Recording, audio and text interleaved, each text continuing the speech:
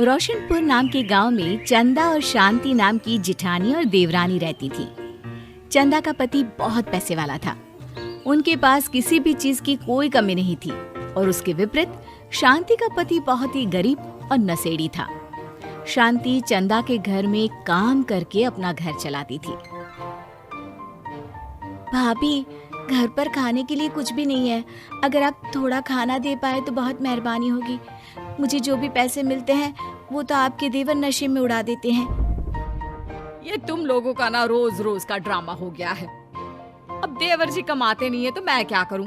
तुम्हारा पति तो तुम्हारी सारी कमाई दारू में उड़ा देता है। रहने दो भूखा उसे। अरे ऐसे मत बोलिए भाभी, आप तो जानती ही हैं कि वो मन के कितने साफ हैं, पर इस बेरोजगारी के कारण उन्हें दारू पीने की लत लग गई है। अरे अपना ये रोना गाना बाद में कर लेना, पहले काम निपटा ले घर का। मेरा और टाइम खराब ना कर। जा गेहूं पीस ले, फिर तुझे कपड़े भी धोने हैं। शांति रसोई घर में जाकर गेहूं पीसने लगती है। पीसते पीसते कुछ गेहूं वहां कपड़ों में गिर जाते हैं, जिसे देखकर उसके दिमाग में एक आइडिया आता है। क्यों ना ऐसे ही थोड़े गेहूं मैं अपने पल्लू में बांधकर घर ले जाऊं, फिर एक बर्तन में जमा कर लूंगी और उसे पीसकर रोटी बना लूंगी। कुछ दिन तो ऐसे ही चलता रहा, मगर फिर एक दिन चंदा ने शांति को ऐसा करते हुए देख लिया। अरे पहले तो मुझे लगा तुम लोग बस गरीब हो, पर तुम लोग तो चोर भी हो। चोरनी कहीं की। मुझे तो लगता था तू गेहूं पिसती है, पर तू तो अपने पल्लू में गेहूं छुपा कर ले जाती है। निकल मेरे घर से। मुझे माफ कर दो भाभी, हमारे पास खाने के लिए एक दाना तक नहीं था, इसलिए मुझे ये सब करना पड़ा।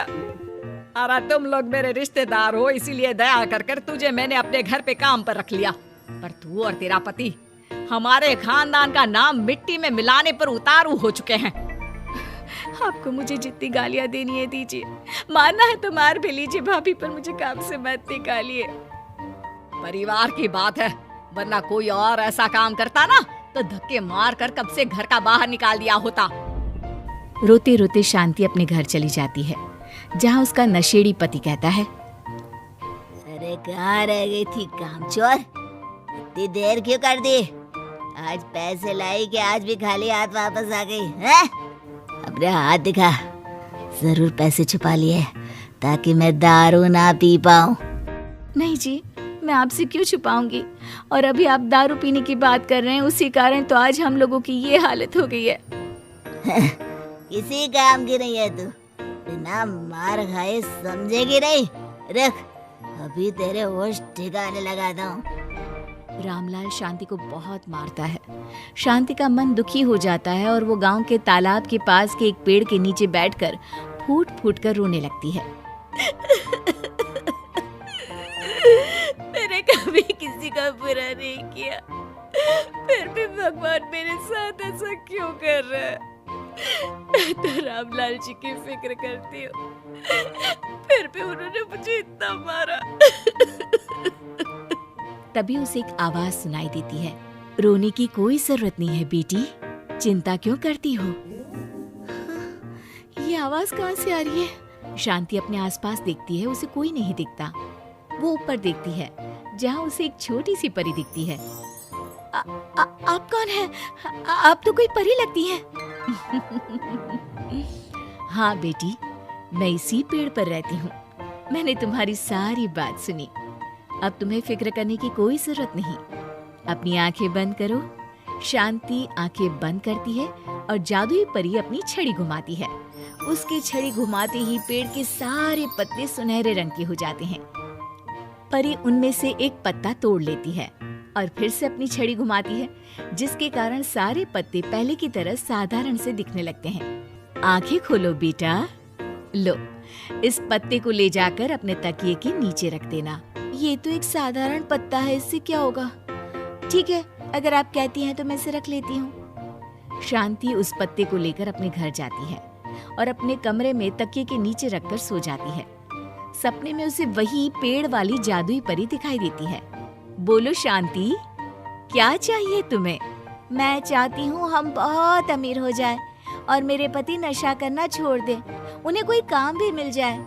कल जब तुम सुबह नींद से जागोगी, तुम्हारी इच्छा पूरी हो गई होगी। अगली सुबह शांति नींद से जागती है, अपने आसपास का नजारा देखकर चौंक जाती है। उसके बिस्तर पर चारों तरफ सोने चांदी रखे हुए थे।